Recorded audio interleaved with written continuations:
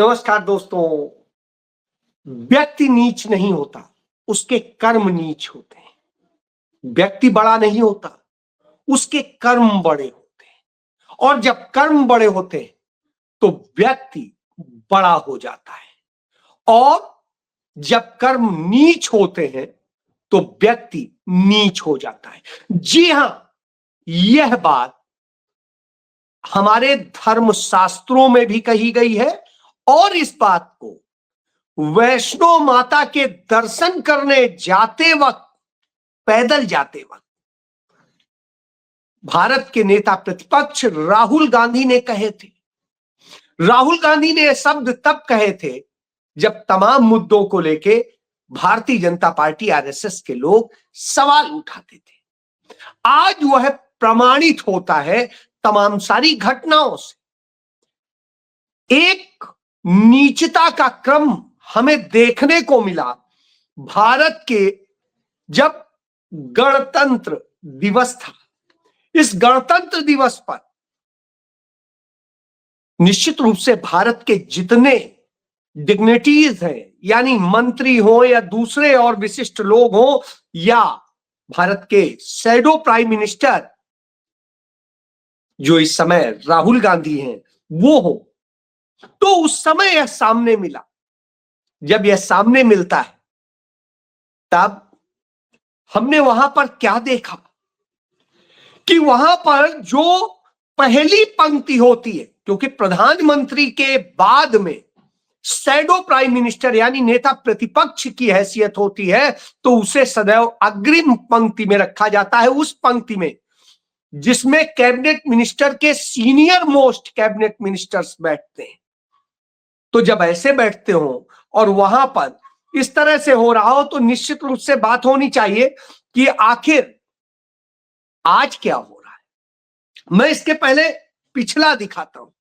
जब कांग्रेस की सरकार होती थी तो कांग्रेस की सरकार का बड़प्पन था कि ये देखिए सोनिया गांधी जी बैठी हुई हैं, उनके बगल में भारत के जो है वित्त मंत्री पी चिदम्बरम बैठे हुए हैं, उसके बगल में विदेश मंत्री जो है आनंद शर्मा बैठे हैं, उसके बगल में भारत के गृह मंत्री बैठे हुए हैं, और उसके बगल में आप देखिए जो है बैठे हुए हैं उस समय के भारत के नेता प्रतिपक्ष लाल कृष्ण आडवाणी। जी हां, सबसे अग्रिम पंक्ति है। तो अब आप समझिए यूं बैठते थे। और यही नहीं, राज्यसभा में जो नेता प्रतिपक्ष होते थे वो भी इसी तरह बैठते थे। तो वह भी आप देख सकते हैं।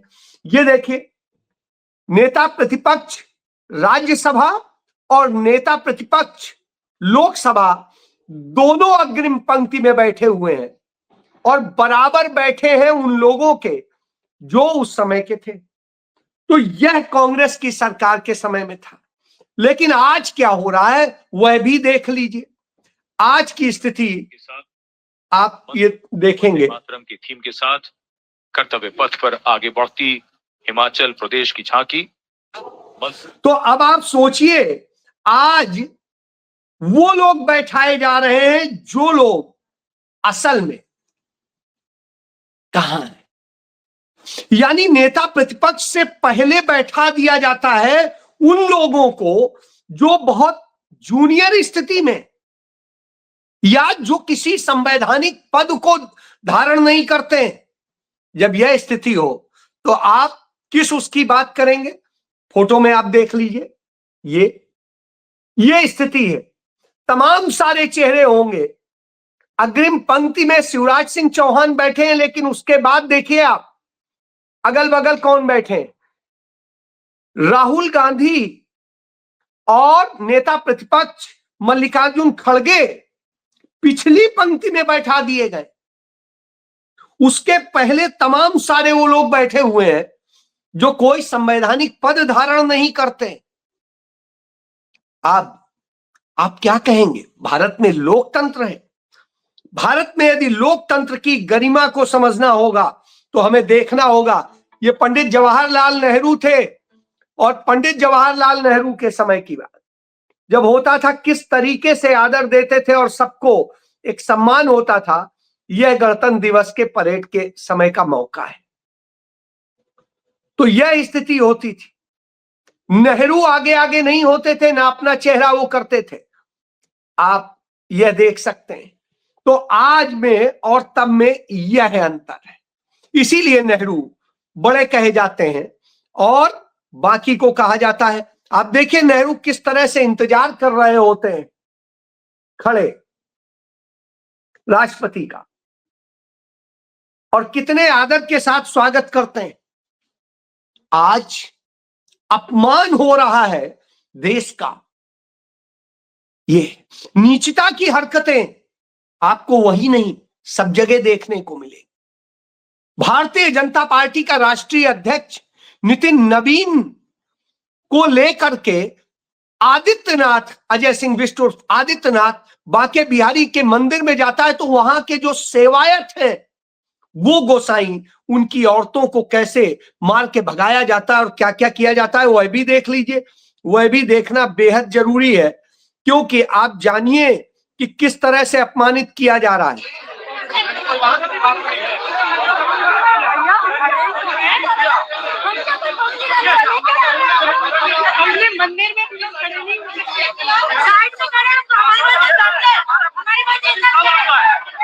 अब आप सोचिए, जो महिलाएं उस परिवार से हैं, जो पुरुष उस परिवार के हैं, जिनका वह मंदिर है, उनको इस तरह से अपमानित किया जाता है। इस तरह से बांके बिहारी के मंदिर में उनके साथ अन्याय होता है। क्यों? क्योंकि तथाकथित आज के वीवीआईपी, उनके लिए इस तरह की व्यवस्था करनी है। आप देखिए यहां ये मंदिर है, ये भारत के मंदिर है और इनका यह प्रवेश है और यह स्थिति है। इस तरह से मारा जाता है, धमकाया जाता है, भगवाधारियों के साथ किया जाता है। तो अब आप सोच लीजिए, यह स्थिति पैदा कर दी गई है। ये वीवीआईपी के चक्कर में आप देखिए, एक लाइन में लगा है एक कथित वीआईपी के लिए, जो सरकारी नौकर है, सुप्रीम कोर्ट का जज है, तनख्वाह लेता है, ये जनता टैक्स पेटी वो इंतजार कर रही है और उसके लिए पूरा अमला वर्दी लगा के खड़ा है कि उसकी खिदमत में जाइए। ये कानून जो है ये नौकरशाहों की चापलूसी को समर्पित क्यों है? ये सवाल जनता कब पूछेगी? और जनता जिस दिन पूछेगी, आप ये सोचिए, यह स्थिति हो गई है। वह लोग जो संवैधानिक पदों पे या दूसरे पदों पे बैठे हैं या तथाकथित वीआईपी बन गए हैं, वो इस तरह से कर रहे हैं। उस गणतंत्र दिवस की मैं बात कर रहा हूं, जिस गणतंत्र दिवस पर यह संविधान हमारा सभी को बराबरी का हक देता है, चाहे राजा हो, चाहे रंक हो, चाहे कोई हो। तो जब इस तरह की स्थिति में होगा, तो आप सोचिए वहां पर यह खेल किया जाता है। जब यह किया जाता है, निश्चित रूप से चिंताजनक होना चाहिए कि हमारे देश को कहां ले जाया जा रहा है। इससे बड़ी विडंबना क्या हो सकती है? यह विडंबना है हमारे लोकतंत्र के साथ यह हो रहा है। धर्म में भी वीआईपी, सड़क पर भी वीआईपी, और जहां गणतंत्र दिवस पर संवैधानिक लोगों को, संवैधानिक पद पे बैठे लोगों को अग्रिम पंक्ति होनी चाहिए, वहां उनको पीछे ढकेल दिया जाता है। क्यों? क्योंकि नफरत है, द्वेष है। उस नफरत और द्वेष के कारण ऐसा किया जाता है। जी, नफरत और द्वेष के कारण। और वो नफरत और द्वेष हमें देखने को मिल रहा है कि अब उत्तराखंड सरकार करने जा रही है कि जो बद्रीनाथ और केदारनाथ के मंदिर है, वहां पर हिंदुओं के अतिरिक्त जो है वहां पर सभी का प्रवेश बंद कर दिया जाए, सिर्फ उसमें सिख, बौद्ध और जैन को छोड़कर। यानी आप मुसलमान हैं, आप पारसी हैं, आप ईसाई हैं, आप कोई है, यदि आप जाएंगे तो आपको रोक दिया जाएगा। मैं तमाम बार तमाम बड़ी मस्जिदों में गया हूं, तमाम बार तमाम बड़े, देश के सबसे बड़े चर्च में गया हूं और उनके गर्भगृह तक गया हूं, और उसके बावजूद किसी ने कभी नहीं रोका। कभी किसी ने नहीं कहा कि आप हमारे यहां कैसे घुस आ रहे हैं। और जब ये न रोका गया हो, मैं इसका उदाहरण दिखा देता हूं। ये आप देखिए, ये गर्भगृह है और देश का सबसे बड़ा चर्च है, मैसूर में स्थित है। इस चर्च में जो ये चर्च है, ये दिखा रहा हूं, यह चर्च है। अब आप सोचिए, कभी भी रोका नहीं गया, और जब रोका न गया हो, ऐसी स्थिति में हमारे यहां के लोग यदि रोक रहे हो, आपको धमका रहे हो, आपको दूसरे वो बता रहे हो, तो निश्चित रूप से दुखद होता है कि हमारा धर्म कितना संकीर्ण हो गया है, इतना संकीर्ण। हिंदू धर्म ही तो ऐसा था, सनातन धर्म ही तो ऐसा था, जहां जो चाहे आए वो सनातन है, वो हिंदू है। हिंदू किसी एक जगह से पर्टिकुलर से नहीं होता था, वो जो हिंदू कुशा पर्वत श्रृंखलाओं के इधर का सारा इलाका था, वो हिंदू थे। यहां पर तो कन्वर्टेड है सब, चाहे हिंदू हो, मुसलमान हो, सिख हो, ईसाई हो, सब। तो अब आप सोचिए, जब इस तरह की स्थिति हो, तो इस तरह की साजिशें ये नीचता का प्रमाण देती हैं कि इतनी नीच सरकार आ गई है। हाँ, उसकी नीचता यही नहीं सीमित हो जाती, उसकी नीचता दिखाई देती है जब वो शंकराचार्य के साथ में बदतमीजी करते हैं, उनके साथ अभद्रता करते हैं, और ब्राह्मण सेवायतों संतों को मारते हैं, पीटते हैं, उनकी चोटी खींचते हैं, जूते से बुजुर्गों को मारते हैं। यह हो रहा हो तो आप किसे नीच कहेंगे? और यह सब करवा कौन रहा है? वही मोदी योगी की सरकार, डबल इंजन की सरकार, तथाकथित राम राज्य वाली सरकार। और वह सरकार जो कहती है हम तो सनातनी हैं, हम तो हिंदुत्व वाले हैं, हिंदू हैं। जी, आप हिंदुत्व वाले हैं, हिंदू नहीं है। यही बात नेता प्रतिपक्ष राहुल गांधी ने लोकसभा में कही थी कि भारतीय जनता पार्टी, आरएसएस, नरेंद्र मोदी ये हिंदू नहीं है, ये हिंदू धर्म का नाश कर रहे हैं। और ये नाश करने वाले, जो हिंदू धर्म के तमाम अच्छे सिद्धांत हैं, उनका नाश करने वाले। हिंदू धर्म में कहीं पर किसी में भेदभाव नहीं कहा गया है, ये भेदभाव मनुष्य संहिता से आया है, और मनुष्य संहिता के ये पोषक हैं। तो मनुष्य संहिता वाले लोगों को असली हिंदू धर्म के ग्रंथ पसंद नहीं आते हैं, उन्हें नहीं समझ में आता है, तो वो ये करते हैं। वहीं आरएसएस का जो प्रमुख है, वो मुजफ्फरपुर में आज गणतंत्र दिवस पर बात कर रहा था, और जब वो बात कर रहा था तो वो कहता है भारत की स्वतंत्रता में हमारे पूर्वजों के महान बलिदानों से मिली है। उनके किस पूर्वज ने भारत की आजादी में योगदान दिया है? पूर्वज का नाम नहीं है उनके पास, एक सिंगल व्यक्ति नहीं है जिसने इस देश की आजादी में कोई योगदान दिया हो, वो आरएसएस का हो, हिंदू महासभा का हो, या मुस्लिम लीग का हो। एक नाम नहीं है जिसने देश की आजादी की लड़ाई लड़ी हो। जब उसने किसी ने आजादी की लड़ाई नहीं लड़ी है, तो वो इस तरह की बातें करते हैं। इसलिए उन्हें आजादी का मतलब नहीं पता, उन्हें सम्मान का मतलब नहीं पता, उन्हें बराबरी का मतलब नहीं पता। डॉक्टर भीमराव अंबेडकर को पंडित जवाहरलाल नेहरू लेकर के आए, संविधान सभा का सदस्य बनाया, और फिर प्रारूप समिति का अध्यक्ष बना करके उनको एक जिम्मा दिया, जिससे कि वो एक महान कार्य में योगदान दे सके। भले ही उनका देश की आजादी में योगदान नहीं था, लेकिन देश के संविधान को बनाने में उनका योगदान था, जिससे कि वो एक महानता की श्रेणी में गिने जाए। और उन्होंने इस काम को बखूबी किया। उसका नतीजा है, चाहे राजा रंक हो, चाहे कोई हो, किसी में भी कोई भेद नहीं किया। और जब इतना बेहतरीन संविधान बनाया हो, उस स्थिति में ये उस संविधान का कत्ल कर रहे हैं, उसमें पक्षपात ला रहे हैं, वह नीचता दिखा रहे हैं। तो डॉक्टर अंबेडकर तो महान बन गए, उच्च बन गए, लेकिन ये नीच रह गए। इन्होंने अपनी नीचता का प्रदर्शन कर दिया है, चहुं ओर कर दिया है।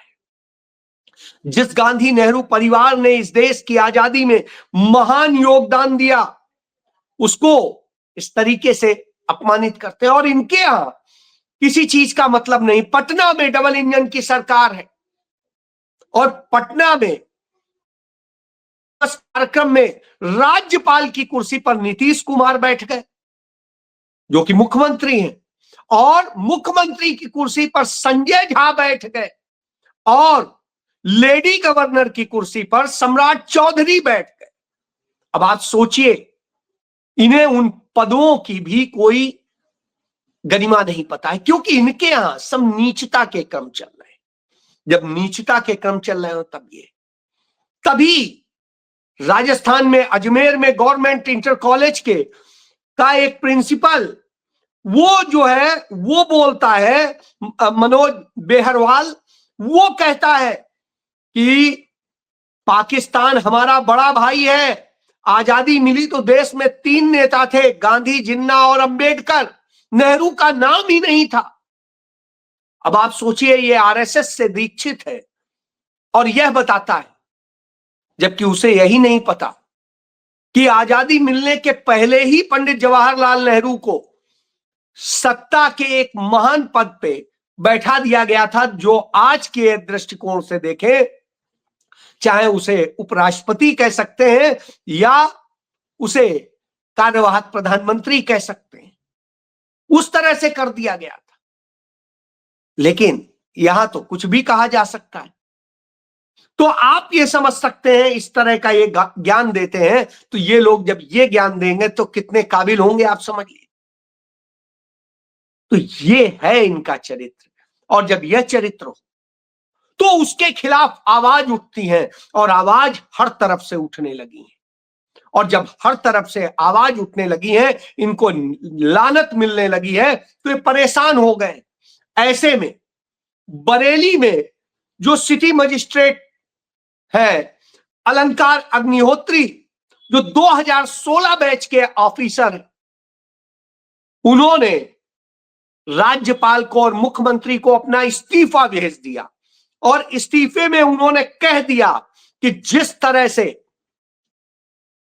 शंकराचार्य, पूज्य शंकराचार्य और मुक्तेश्वरानंद का अपमान किया गया है, उनके शिष्यों को मारा गया है, ब्राह्मणों की चोटियां खींच के मारा गया है, और साधु संतों को जूते से पीटा गया है, उसके मैं विरोध में इस्तीफा दे रहा हूं। मैं इस्तीफा दे रहा हूं कि यूजीसी के जो नए नियम बनाए गए हैं, उसके जरिए किस तरह से भेदभाव करने और प्रताड़ित करने का काम किया गया है, उसके खिलाफ इस्तीफा दे रहा हूं। मैं इस्तीफा दे रहा हूं इस बात के लिए कि इस देश में गणतंत्र खत्म कर दिया गया है, संविधान का शासन खत्म कर दिया गया है। तमाम अफसर उन्हें समझाते रहे, वो माने नहीं, और उन्होंने अपना इस्तीफा हाथ से हैंड राइटिंग में लिख करके दिया है। अब आप सोचिए, 27 मई 2025 को ही वो इस पद पर तैनात किए गए थे। कानपुर के मूल निवासी थे अग्निहोत्री जी, अलंकार अग्निहोत्री। मैं उनको सलाम करता हूं, और मैं गर्व भी महसूस करता हूं कि मैं भी उस कानपुर में पैदा हुआ, वहीं का मूल निवासी हूं। मुझे आज भी याद आता है, इलाहाबाद हाई कोर्ट के जस्टिस एसएन अग्निहोत्री ने, जब डिस्ट्रिक्ट जज थे गोरखपुर में, यही अजय सिंह बिष्ट और आदित्यनाथ ने दंगे फसाद कराए थे, तमाम अपराध कराए थे, तो वो गिरफ्तार किया गया, और जब ले जाया गया तो उन्होंने जमानत देने से मना कर दिया। वो उनकी फाइल 2 महीने तक उस पर विचार करते रहे। तमाम तरह से आदित्यनाथ ने दबाव डालाए, रिश्वत से लेके सारी पेशकश करवाई, उन्होंने सबको ताकीद करके भगा दिया और कहा एक बार हो गया, अब ज्यादा करोगे तो बर्दाश्त नहीं होगा। तो धमकी का क्रम शुरू हुआ, लेकिन वो नहीं माने। अंत में उन्होंने उनकी जमानत खारिज कर दी, हाई कोर्ट से जमानत लेके आए। तो उनको भी मैं सलाम करता हूं कि उन्होंने सही पहचाना था। नीच के कर्म पहचाने जाते हैं, उन्होंने पहचान लिया था। तो ऐसी स्थिति में आज जब यह हालत हो तो हमें चर्चा करना बनता है। कि इस तरह की स्थिति है। और जब इस तरह की स्थिति हो तो यह नरेंद्र मोदी सरकार पद्म पुरस्कार बांटती है, और जब पद्म पुरस्कार बांटती है, देख रही है दक्षिण भारत के 2 राज्यों में चुनाव है, केरल में और तमिलनाडु में, तो 131 में से 40 सिर्फ दक्षिण भारत में बांट देती है, और 5 पद्म भूषण विभूषण पुरस्कारों में से वो 3 केरल में बांट देती है, और जिनमें एक वामपंथी नेता को देती है। क्यों? मैंने आपको बताया था कि मैं केरल से विजिट करके आया हूं और वहां देखा है, वहां यही चल रहा है कि वामपंथियों ने कहा हमें जिताओ, यदि हमें वोट नहीं दे रहे हो तो कांग्रेस की बजाय भाजपा को वोट दे दो। जी हां, इसके लिए वहां इन्हें दिया गया। तो यानी काबिलियत पर यह पुरस्कार नहीं मिले, यह पुरस्कार इस आधार पर दिए गए। तो यह आप समझ सकते हैं कि यह देश में कौन सी नीचता चल रही। जी, पहचान लीजिए, ये हर तरह से गिरे हुए, यही सत्य है। जय